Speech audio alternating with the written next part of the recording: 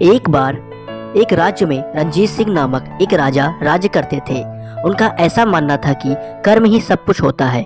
जैसा हम कर्म करते हैं उसी की भांति हमें उसका फल प्राप्त होता है। किंतु बहुत सारे लोगों का यह मानना होता है कि जो विधि में लिखा हुआ है वही हमारे साथ होगा। किंतु राजा रंजीत सिंह का ऐसा मानना था कि जो विधि में लिखा हुआ है उसको हम अपने कर्मों के द्वारा उसको बदल सकते हैं। एक बार क्या हुआ कि राजा अपने राज्य में एक साधारण व्यक्ति के भांति भ्रमण कर रहे थे। ऐसा कार्य कई बार कर चुके हैं। अपने राज्य की सुख दुख के बारे में जानकारी लेने के लिए वह स्वयं अपने आप को एक साधारण व्यक्ति के रूप में अपने नगर में घूमा करते थे।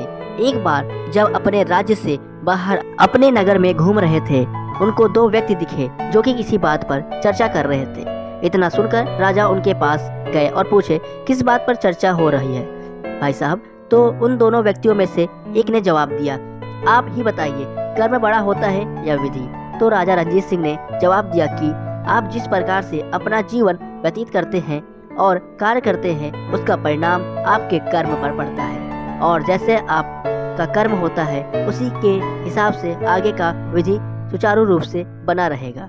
तो कर्म सदैव करें। या सुनकर दोनों व्यक्ति राजा की बातों से संतुष्टि हुए और अपने घर की ओर चल दिए। तभी राजा रंजीत सिंह उस स्थान से आगे की तरफ जा रहे थे तो उनको एक व्यक्ति मिले जो कि अपने घर के बाहर उदास होकर बैठे थे।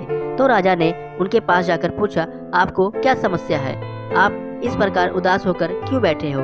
तो उस व्यक्ति ने जवाब दिया कि मैं आपको जानता हूँ, आप राजा हैं रंजीत सिंह। इतना सुनकर राजा ने बोला कि आप मुझे अपने परेशानी की बताओ, शायद मैं उसका निवारण कर सकता हूँ। तो उस व्यक्ति ने जवाब दिया कि मेरी मदद नहीं कर सकते, जो विधि में लिखा है वही होगा। राजा ने पूछा कि आपको क्या समस्या है? तो उस व्यक्ति ने जवाब दिया कि आज से कई वर्ष पहले मेरे कोई संतान नहीं था। मैंने भगवान से अनुरोध किया कि वह मुझे संतान दे, क्योंकि हमारे शास्त्रों में ऐसा माना जाता है कि मृत्यु के बाद संतान के द्वारा ही अग्नि की प्राप्ति होने से आत्मा को मुक्ति प्राप्त होती है, और मैं आजीवन बिना किसी संतान के कैसे रह सकता था। तो मैंने भगवान से अनुरोध किया तो भगवान ने मेरी अनुरोध को स्वीकार किया। किंतु उनका ऐसा कहना था कि जो पुत्र तुम्हें प्राप्त हो रहा है 15 वर्ष के होने के बाद उसकी मृत्यु हो जाएगी। यह सुनकर उस व्यक्ति ने उस समय पर हामी भर दिया, कुछ नहीं तो 15 वर्ष तो मैं संतान का सुख भोग सकता हूँ, किंतु आज मेरे पुत्र का 15 वर्ष होने वाला है और कुछ ही क्षणों में उसकी मृत्यु हो जाएगी। राजा ने उससे पूछा कि मृत्यु का कारण क्या होगा? उस व्यक्ति ने जवाब दिया कि मेरे पुत्र के ऊपर नाग योग है, उसकी मृत्यु नागों के द्वारा होगा। इतना सुनकर राजा ने कहा कि अब तुम चिंता बिल्कुल मत करो, मैं तुम्हारे साथ हूँ। यदि कोई मुसीबत आता है तो मैं तुम्हारे सामने खड़ा रहूँगा। तो राजा रंजीत सिंह ने एक कमरे में जाकर के भगवान के नाम का मंत्र जपा और उनके ध्यान में लीन हो गए।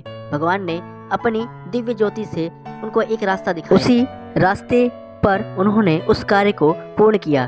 तो राजा रंजीत सिंह ने क्या किया कि अपने हाथों से चारों तरफ दूध की कटोरी से घर को सजा दिया और द्वार के पास दीपक और पुष्प से एक ऐसा मार्ग तैयार किया जो सीधा दूध की कटोरी की तरफ जाता हो। जब नागदेव उस व्यक्ति के घर में प्रवेश कर रहे थे तो यह देख करके बहुत ही आश्चर्य हुए। उनकी स्वागत इस प्रकार से किया जा रहा है, जैसे नागदेव आगे बढ़े उनका क्रोध शांत होता गया। वह दूध को पीने के बाद बिल्कुल ही शांत हो गए और उन्होंने उस व्यक्ति से पूछा कि तुम्हारी क्या इच्छा है? उस व्यक्ति ने जवाब दिया, देव आप मेरे पुत्र को जीवन दान दें। यह सुनकर नागदेव बहुत ही दुविधा में फंस गए कि वह यमराज को क्या जवाब देंगे, किंतु उन्होंने उस व्यक्ति की बात को माना और उसके पुत्र को जीवन दान दे दिया और वहां से चले गए। क्योंकि जिसका वह पुत्र था वह बहुत ही नेक व्यक्ति था। वह सदैव लोगों की मदद किया करता था और भगवान का बहुत ही बड़ा भक्त था। सदैव भगवान की पूजा अर्चना करता था और लोगों को दान दक्षिणा दिया किया करता था। तो राजा ने वहां से प्रस्थान किया और अपने राज्य की तरफ चल दिए। सुबह जब उठे तो उनको एक निर्णय करना था कि वह एक साधारण जीवन व्यतीत करेंगे, अपने कर्मों से कैसे अच्छा भविष्य बना सकते हैं, यही सोचते हुए वह अपने दरबार की ओर चल दिए। किंतु आने के कुछ ही पल पहले राजा के पेट में कुछ दर्द सा महसूस हुआ और वह शौच के लिए बाहर चले गए, किंतु उनका जल भरा हुआ लोटा एक बड़ा पक्षी ने उड़ा लिया और वो ले जा करके एक जंगल में गिरा दिया। राजा उसके पीछे पीछे चल दिए। तभी जंगल में एक बहुत ही खूंखार शेर आ गया। शेर को देखकर राजा ने पेड़ पर चढ़ना उचित समझा और वह पेड़ पर चढ़ गए, किंतु शेर वहाँ से टस से मस्त नहीं हुआ। सुबह से शाम हो गया और शाम से रात हो गई, किंतु शेर वहीं पर नीचे बैठा रहा। आखिरकार राजा रात्रि में पेड़ पर ही सो गए। सुबह के पल वहाँ से एक लकड़हारा गुजर रहा था। उसने पूछा कि तुम ऊपर वहाँ पर पेड़ पर क्या कर रहे हो? तभी राजा पेड़ से नीचे उतरे और पूछे, क्या मेरे लिए कोई कार्य है? लकड़हारे ने अपना कुल्हाड़ी दिया और बोला, मैं थक गया हूँ, अब तुम लकड़ी काटो। तो राजा ने बोला, ठीक है। राजा ने कुल्हाड़ी से लकड़ी काटा और दोनों जाकर बाजार में लकड़ी बेचने लगे। इसी प्रकार से राजा रोजाना यह कार्य करने लगे। राजा अधिक कार्य करते थे और वह अपनी लकड़ी ज़्यादा से ज़्यादा बाजार में ले जाकर बेचते थे, जिससे कि राजा के पास अधिक धन आने लगा। यह देखकर लकड़हारे ने व्यापारी से बोला कि तुम मेरे साथ वाले व्यक्ति को मुझसे ज़्यादा धन क्यों देते हो? मुझे कम। तो व्यापारी ने बताया कि अधिक कार्य करता है। एक दिन व्यापारी ने राजा से पूछा, तुम मेरे यहाँ कार्य करोगे? तो राजा ने जवाब दिया, हाँ। राजा अब व्यापारी का नौकर बन गया और वहीं पर कार्य करने लगा। व्यापारी राजा से बहुत खुश था।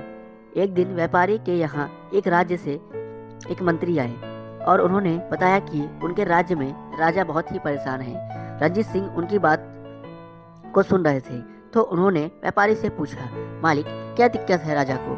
तो व्यापारी ने जवाब दिया, तुम अपनी हद में रहो, तुम एक नौकर हो, नौकर की तरह रहो।